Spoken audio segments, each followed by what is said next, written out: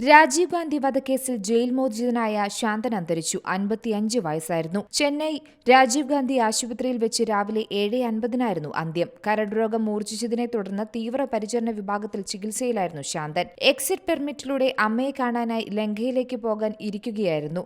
അതിനിടെയാണ് മരണം സംഭവിച്ചത്. ഈ ആഴ്ച തന്നെ ശാന്തനെ ശ്രീലങ്കയിലേക്ക് കൊണ്ടുപോകാനുള്ള നടപടികൾ തുടർന്നു വരികയായിരുന്നു.